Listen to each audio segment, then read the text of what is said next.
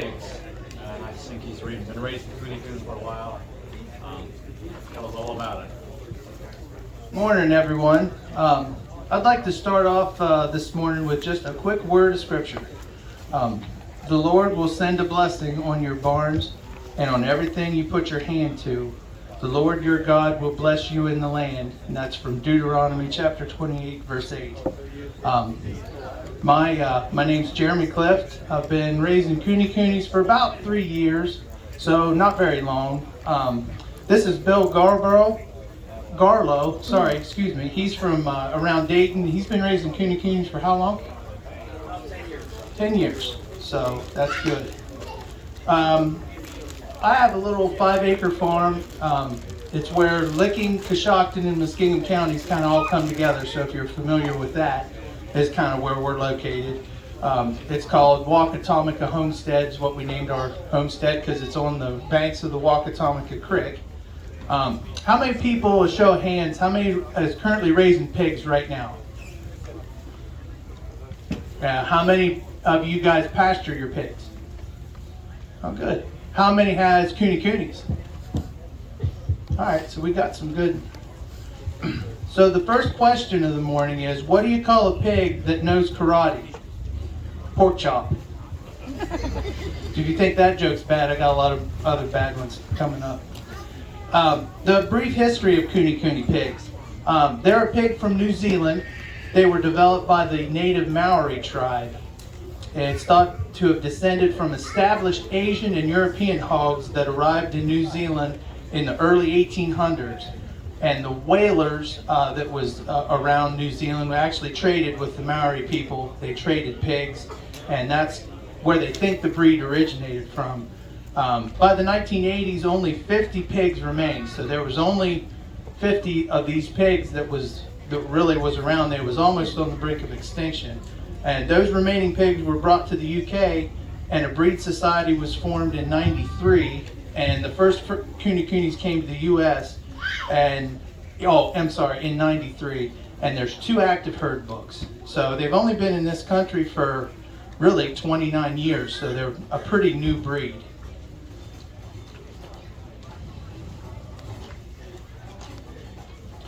The breed characteristics, their size. A full-grown sow typically gets to be about 200, 250 pounds. And when you say that can vary a whole lot because there isn't really a exact breed standard for these pigs. They're kind of across the board. But 200, 250 for full-grown boars, but they could top out about 300. But there's a good, like I said, there's a good variation with their weight. The smallest sow we have is about 100 pounds, and she's full grown. And the biggest sow we have is 300 pounds. And we got 2 boars that's about 250 pounds. So that's, like I said, they can vary. Is that about what you see? Yeah, on that smaller side there for a while, with there wasn't enough Coonies, I want to say, to go around for the people that actually wanted them.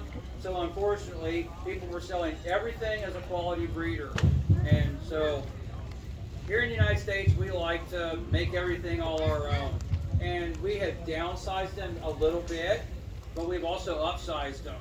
So the 100-pound sows that's almost a novelty right now. Yeah. So they're more, the more consistent sizes is I'm going to say about a 225 to 250 pounds, and then your boars. I have several boars. My largest boar is 6.5 years old, and he is 375 pounds.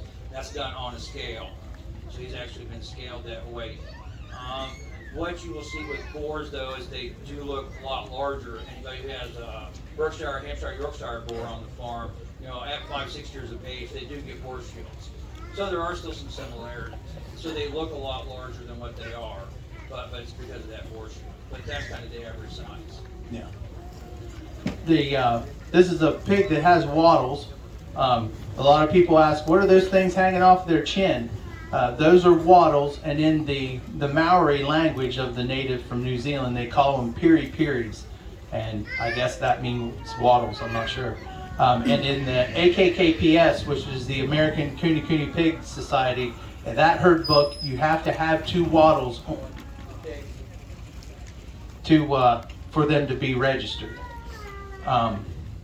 They're a lard pig, so they are a lard breed, and they grow as a lard breed does. You have an overabundance of fat with them, but if that's what you're looking for, if you use lard in the kitchen, then that can be a positive thing. Pastured lard has 20% less saturated fat than butter. It's also higher in monosaturated fats, which is good for the cardiovascular health. Pastured lard is also rich in oleic acid, the same fatty acids that's in olive oil. In addition, it has no trans fat like its synthetic counterpart shortening. So, you know, I'm no health expert by any stretch of imagination, but, you know, people have been eating lard for thousands of years, and it's you know, it's kind of making a comeback. Kunekune mothers, the sows are extremely good mothers, and they farrow pretty easy and gentle around the newborn piglets. However, we've noticed, I don't know if you've noticed this too, first-time mothers, they get a little crazy because they just don't know, you know, what's happening here, what are these things in front of me, and we made the mistake to kind of calm our first-time sow down. We gave her a little bit of feed. Well, pigs are kind of food aggressive, so she got aggressive with the piglets, so that was a little mistake that, you know, we learned. I don't know if you've had similar situations with that, or, you know, so that may be something to think about if you have a new sow, and maybe keep the feed away from her for a couple hours so it calms her down a little bit. We let our sows in basically a communal group, and when they farrow, we have the piglets, and every sow will feed every piglet. It's kind of nice. We're kind of a hands-off approach. We just let them do what they do, and the sows will raise pretty much all the other piglets. It makes it kind of nice. We never caught a pregnancy one time, and we had a sow farrow out right with our boars. I think Bill was talking this morning. He's had the same thing, no problem. They was completely fine. The boars they didn't pay them little day-old piglets a bit more of attention than nothing. But yeah, they can get aggressive within the first couple hours of a farrowing, but that's, you know, that just varies. Anything you want to add? So, okay, pasture. These pigs really excel on pasture. That's pretty much where they really excel. I don't know of another breed that thrives like the Coonies do on pasture. They got a really shallow face. If you noticed, if you ever paid attention to Coonies, their nose is kind of shoved up, you know, in their face, so they really can't get that leverage to get down into the ground. And all pigs root. You know, my pigs root some, Bill's pigs root. So, and they make a wallow in a wet spot, which, especially in the summertime, the pigs need a wallow. But as far as rooting, they don't root that much at all. They're really good.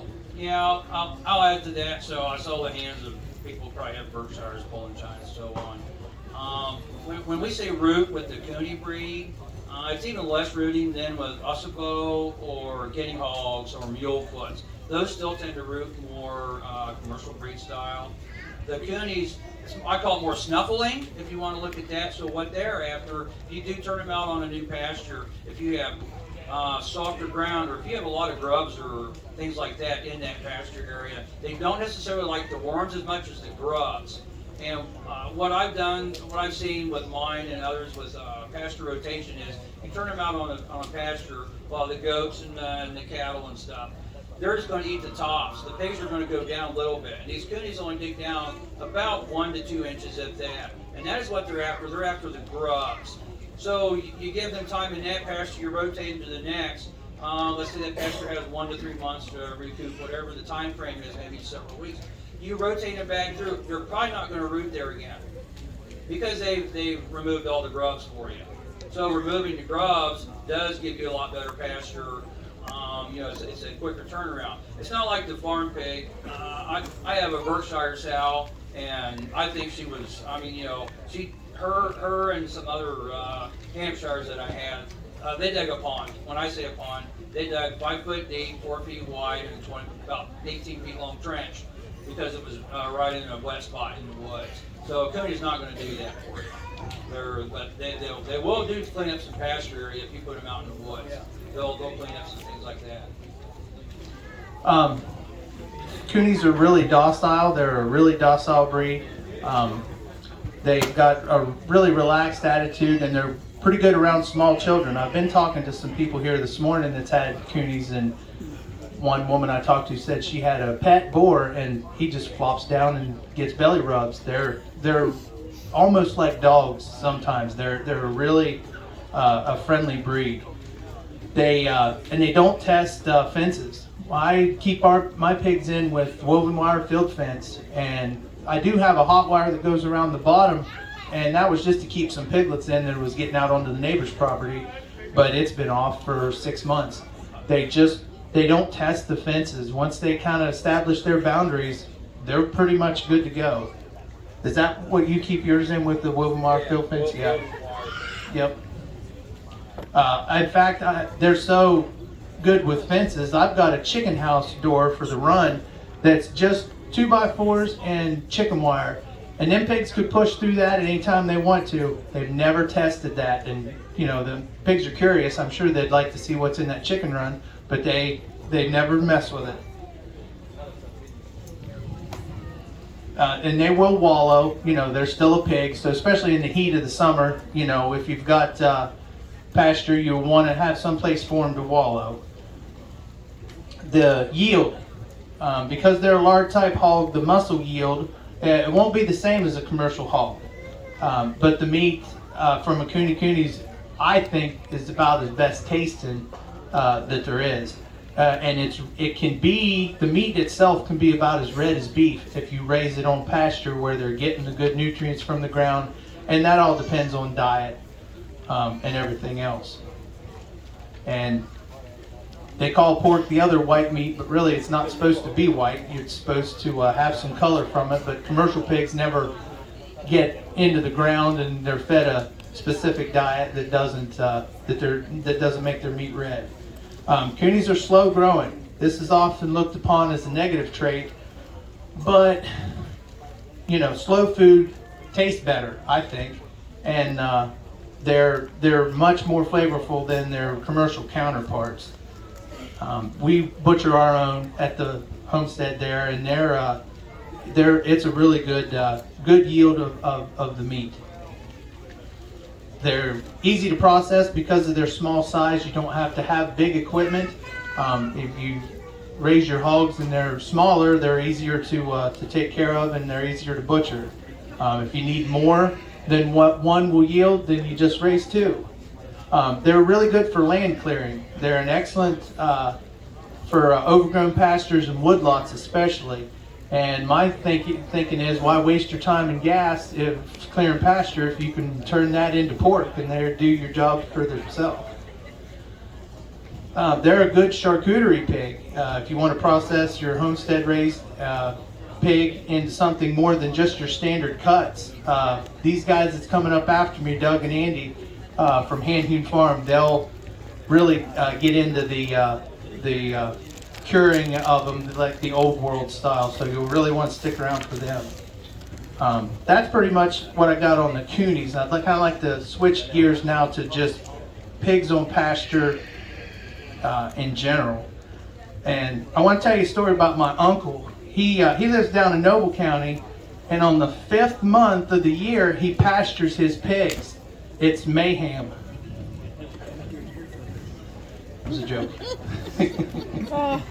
So around the start of World War II, livestock production moved from outside in nature to inside into larger and larger buildings, and intensive confinement is now the norm. As a diversified homesteader, we have the desire to move our livestock back to nature and back to how the Lord designed the livestock husbandry methods to be. So nothing inherently wrong with, you know, commercial hog operations, but that's not what we're here for. We're small scale homesteaders. I found this out. I didn't get to print this out in the handout, but I found it pretty interesting. Pigs raised on pasture have 300% more vitamin E and 74% more selenium in their milk than pigs raised in confinement. And that was done by a study by Don Mahan, professor of animal sciences at Ohio State. This bounty of nutrients promotes healthier litters, shorter farrowing times, and good milk letdown. Pastured pigs raised outdoors can have more vitamin D in their lard than your standard lard. Many issues associated with confinement is manure management, odor, water pollution, diseases due to overcrowding, and the results are too many animals and not enough space. Likewise, managing livestock on pasture means respecting the limits of the land, understanding the animal's natural behaviors, and properly managing both. So if you got pigs on pasture, just like anything else, you got to really, pay attention to, what's happening on your place. And, a lot of the stuff that's written about pastured pork is for guys that's really wanting to turn a profit. And as small-scale homesteaders, we're probably not looking to, of course we don't want to spend a whole lot of money. We want to do it as economically as possible. But what's written, a lot of it's written for guys that's trying to make a living out of it.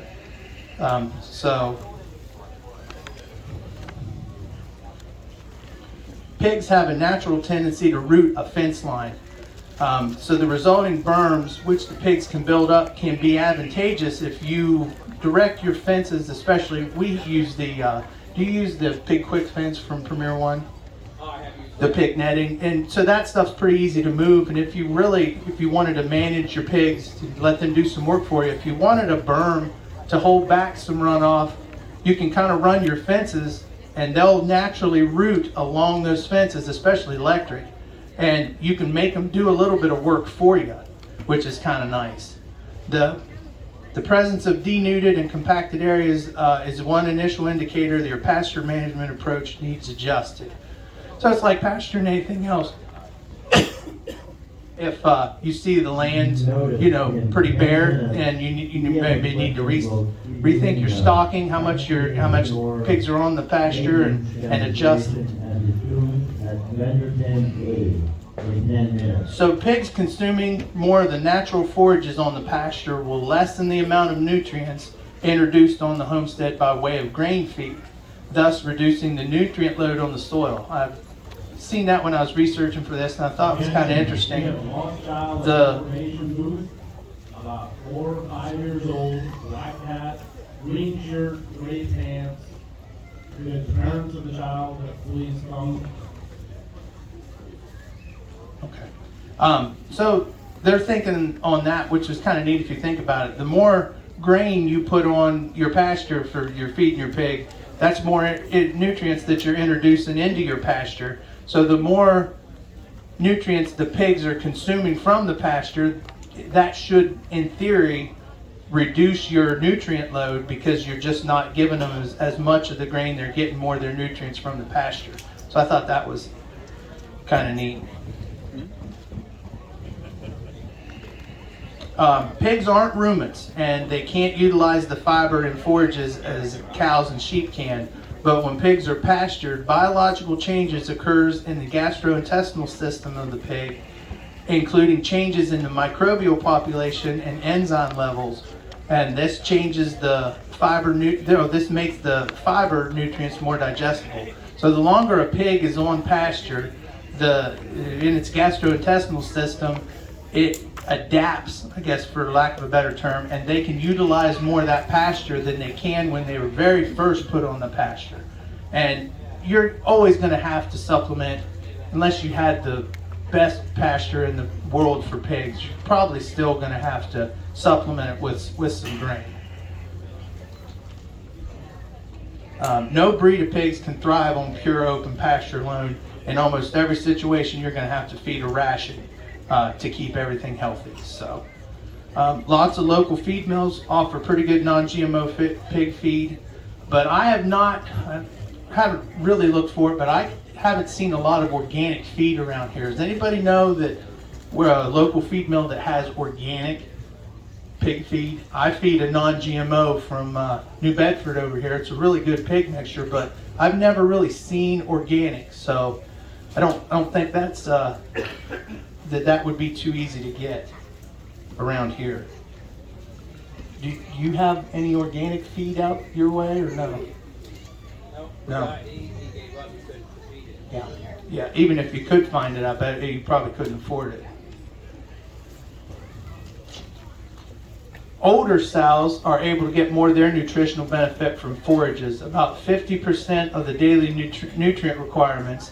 Young pigs are only get about 10% of their nutritional needs. So that's kind of a broad statement there. So which again kind of shows that the longer the pigs are out on pasture, the older they are, the more they'll be able to convert that stuff and make it better for them. They're selective grazers. They can influence the makeup of the pasture. Pigs, they like what they like and they don't what they don't, you know. So you can study your pasture and then you could adjust it and put some lambs or some goats or something on there that'll clean up the stuff that the pigs won't, because now you're introducing a ruminant where a pig isn't, and you can kind of, you know, as long as you're not overstocking, you can really try to squeeze as much out of your pasture as you can. Stocking rates, they're not one size fits all. It depends on the vegetative growth available, the size of and the breed characteristics of the animal, soil, the drainage, and the climate. Animal management role plays, you know, pretty good. If you got animals on pasture, really pay attention. And that's pretty much all I have. If you've got the handouts, you can keep on flipping. There's some pictures in the back. The first picture's in 5 minutes. a litter we had in this spring. Or maintenance session at vendor tent B. Then the next one, it just kind of shows. These are our sows laying together with the piglets, and like I said earlier, they really they excel with kind of communally raising the piglets, and we just kind of keep all the sows together and the piglets, and they do just fine. The next picture is of a little gilt from 2021, and it was taken inside the house, and I'm not crazy about having pigs inside the house. In the Homestead tent, in the natural resource tent, we have one. We use that Premier One Pig Quick netting, and at the end of our garden season, we'll put our pig netting up on the garden. Just clean up anything that's left, and it works pretty good. Also, the lunch stand is Now, open. after Halloween, about the 1st of November, and all these local pumpkin patches, they closed down for the season. We've really found that they have a hard time getting rid of their pumpkins, and pumpkins are an excellent feed for pigs. And most of the time, these places they'll thank you for just taking them. So we've taken truckloads of pumpkins, and they keep pretty well. And you just bust them up in the field, and them pigs go crazy. They eat the seeds first, but they'll eat absolutely everything. It was pretty cheap pig feed for us. The next picture there is just what we use for a farrowing crate. We got some exclusion boards and then the heat lamp behind them, and that's a sow that's feeding her young there. And then the very, very last picture, that's our first Kunekune that we butchered on the farm there, and it was excellent. And once we butchered it, that first one, I thought, yep, this is the breed I want to stick with. So, you got anything, Dad? No, we only got about a minute or so left. Tent D. We're in a booth over there in Tent D. If anybody has any specific questions, I'm about 3+ hours away. So I'm I guess called flat country, and over here driving around. There is a lot of opportunity for an animal such as just the smaller as opposed to the larger breeds. And I've been down in the Carolinas, and a lot of the places I visit down in the Carolinas, what we've set up is a terracing program. So we will strip these pigs. When I say strip these pigs, we will run strips of fencing, premier fencing or whatever, and we'll hog them in, we'll overstock them. And the reason we overstock them is A, is to eliminate the grubs, B, to eliminate any weeds, anything else that's going on, C, we want to stop the erosion issue. So we're accomplishing a lot of things when we do that terracing. Hey, we're not using anything mechanical, pig snout, pig's feet, pig's hooves. And we run strips like that. When they get that work down, they get that terraced out, then we move them up or down the hill. I've been to farms in Kentucky, Tennessee, all over, and we've set a lot of this up.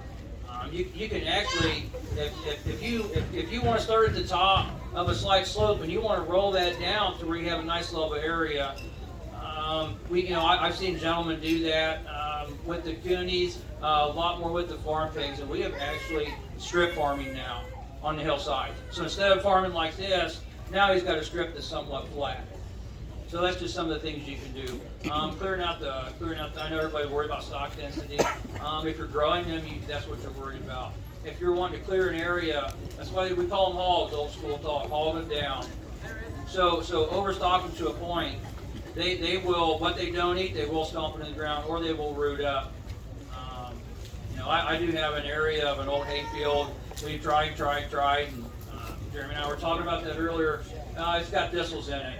And so the thought this coming fall is we're going to circle that in, and we're going to put the Cooney pigs on it because my dad's older, he doesn't want to deal with farm hogs anymore. He wants to do the Cooney pigs. So we're going to circle that in. And we're going to let them tear that up, no mechanical, and then come back in, probably drag that down in the spring and reseed it. Fingers crossed. We'll see how deep. See if they can get those deep tap roots. Is there any questions? Yeah. Do you farrow on pasture any? I have on accident, so when I didn't get the sow in, but you could easily farrow on pasture. Yeah, these pigs, these pigs will farrow on pasture real easy. They're 99% of them are great moms. The boars are very docile boars. Most of my boars, when the pigs farrow on pasture, that's my alert. Because there's a nest someplace and there's a boar standing there at the fence where he's normally not at feeding time. He's like, there's something going on. I'm not going back there. But generally, yes, you can farrow them out. In the wintertime, I do move mine into more of an enclosed area. When I say enclosed, I use a hoop hut, two cattle panels and a tarp with boards around it to make a perimeter to hold it together, and we put straw in it. And so a lot of times, most of my Coonies, I don't even put a creep area in or a separation area. I just let them build their nest and do their thing. And I will tell you, my Cooney-Coon crush ratio is less than 1%. My loss is one pig every, I think, 12 litters. So compare that to my Berkshires. My Berkshires is one pig every 4 on pasture. So that's the trade-off. One more thing real quick I will throw in. The life expectancy. So my Berkshires, my Poland Chinas, 6-7 years, and that litter rate drops down if they're still able to conceive with a good boar. I had a litter out of a 10.5-year-old Kunekune. She had 6 to 7 piglets. I'm hoping she's bred right now. She's now coming up on 12 years old. So your investment is not a 2 to 5 year investment in that gilt turned into sow. She's a good sow, a good mom. You're looking at 8 to 10 years. So you got a little bit more time to get that return back. If you look at it profit margin wise. Is there any more questions? Okay. Thank you, everybody. Appreciate it. He's got one. Oh.